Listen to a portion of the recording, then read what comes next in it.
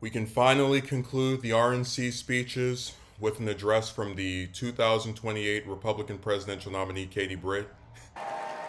We are all here tonight for one reason. We need to change the direction of our nation.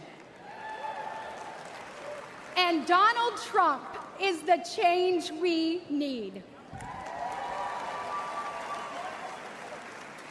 To my fellow moms and dads across America, I think we all know that raising a family is hard. Add in smartphones and social media, and we already had plenty to worry about. But then Joe Biden and Kamala Harris came around. Now our lives are that much more difficult and way more expensive. Under Biden-Harris, prices are high and expectations, well, they're low. Grocery prices are up more than 21%. Electricity is up 31%. Gas is up 48%. Mortgage rates have more than doubled, and rent is skyrocketing. To me, these aren't just numbers. This is pain for millions of Americans. It means that so many American families have to live with so much less. This is too high a price to pay for an administration that has brought us to such lows. The American people won't have the wool pulled over our eyes. We see how Biden and Harris keep making things worse. And we know the current president is not capable of turning things around.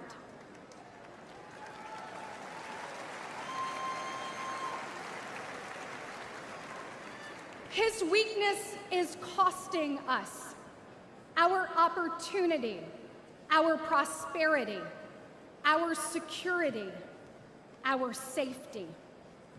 Each diminished, all in decline, just like the man in the Oval Office. And it doesn't have to be this way. Under President Trump, we had the strongest economy in history. That's right. You didn't need to go into debt just to make ends meet.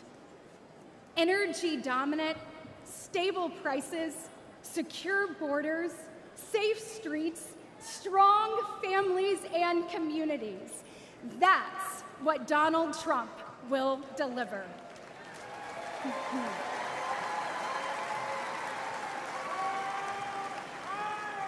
With President Trump, the tough choice was which job offer to accept. Now, it's which second job to take just to pay the bills. Your family can't afford this costly and dangerous decline for 4 more years. 4 more years of Biden-Harris will impose a lifetime of financial damage on our children and our nation. It is time to return President Trump to the White House. Yes. Republicans will put parents, families, and hard-working Americans first. With President Trump back in the White House, we will reawaken the exceptionalism of the greatest nation ever known.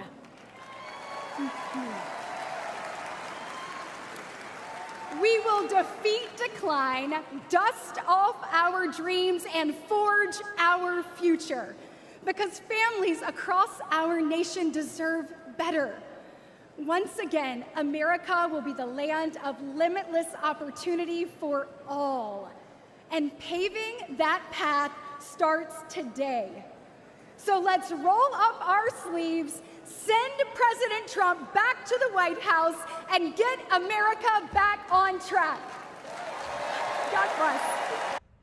So one of the problems I have with politicians is that they can talk very well, but say nothing at all. And I have to admit, this was so much better on Britt's part than that horrendous State of the Union response speech. Like, she actually talked like a person who showed emotion that wasn't entirely scripted. You could kind of believe that it was legitimate on her part in terms of her actually just speaking in a way that wasn't robotic and kind of like staring into your soul. I have to give her praise for at least improving in that regard. So here's the thing. Again, politicians are at their worst when they give these, and this speech wasn't long, it was like 5 minutes, but they're at their worst when they talk and they say nothing at all. Or if they say something, it's either a lie, et cetera, et cetera. Now, at one point, she mentions that Trump had the greatest economy in history, or something to that effect. And this is something that to her, not just to target her, but this has been repeated by other Trump sycophants, including Trump himself. And I'm on PolitiFact, and what PolitiFact says is that economists offer multiple data points that undermine this assertion. While unemployment was near historic lows under Trump, growth in gross domestic product was well below what previous presidents achieved, and other metrics such as wages and business investment range from decent to mediocre. Now, they don't mention the net job outsourcing, right? But that's another thing I like to throw in there sometimes. But it's like, look at the sum total of Britt's speech, right? We're going to bring back American exceptionalism. We're putting families first, and just, I guess what I'm trying to convey here is that I've always, because I've said before, I don't want the U.S. to fail, even if the Republicans win and they're not the party I have a preference for in most cases. I don't want to see them get in office and just destroy things, or something doesn't go the way that it was supposed to. Like, I was one of the first people who said, as a progressive, I hope that the Trump and Kim Jong-un meetings, right, the North Korea U.S. summits, actually produce something that is tangible, that can last, that can resolve this conflict that's been brewing for decades. And when that didn't happen, I didn't go, ha ha ha ha, now me and my Democratic friends can take over and we'll be able to be the ones that make, because I as long as it's a peace summit, I don't care who the operator of it is. When she talks about American hardships, like, inflation, all the rest of this, the Biden economy, she doesn't even bring up like any specific points of data, but just like the Biden economy and how horrible it is.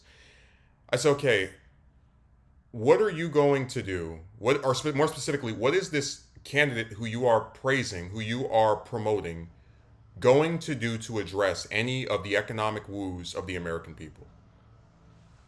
Is Trump going to propose a minimum wage increase? As I've said before, the national minimum wage hasn't been increased in over 10 years. It's still $7, I believe 25 cents. Is he going to make a jobs program where maybe if people have to get two jobs, they can at least get two that don't conflict with each other and actually make it possible to at least have more hours? Is he going to propose rent controls or some other stipulation that prevents companies from cutting people's hours when the wages increase, which I've seen done with my own job? I mean, it's so frustrating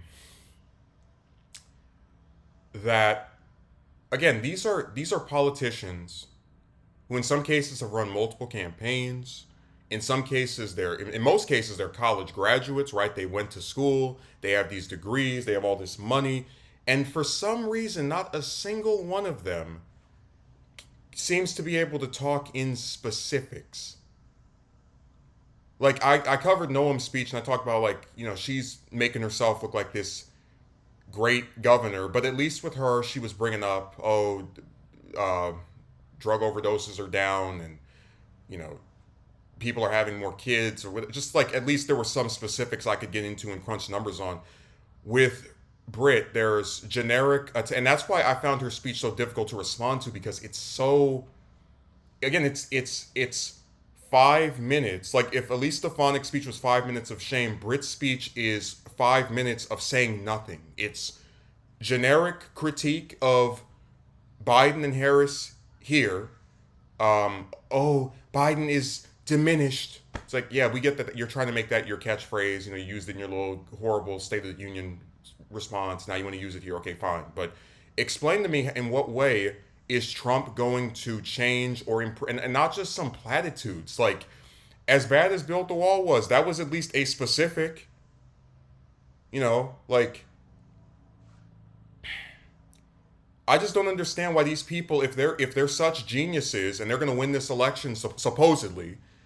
Of course, Britt's speech was made before we found out Harris was going to, take over in Biden's place. But still, it's like, you can't give me anything in terms of what exactly is this man that you are lionizing, deifying, going to do if he takes back the White House. What bills will he propose? Just nothing. I was making the joke about, oh, Britt's going to be the 2028 Republican nominee, which I think I would more sooner believe it would be Tucker Carlson, or who I don't know if he'd run, but if he did, I think he'd win, or Vance, due to him being Trump's VP. But in all seriousness, I can see a path for her, because just like Obama, and they'll despise this comparison, it's a lot of platitudes, a lot of things about we can chart a better course for our future and make whole the issues of the past. But when it comes to actually addressing what are the fundamental problems most people are facing, just nothing. No proposals, no solutions, just more empty rhetoric that unfortunately a lot of the people in that room were eating up.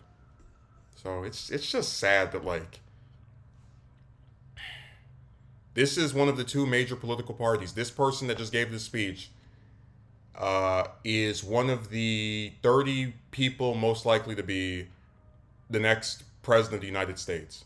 If not this time, the next time. And it's like they don't even tell you what they're going to do. They have a lot of money. They have their nice little pretty red dress on, and you're supposed to just be like, oh, well, I guess I'll vote for them.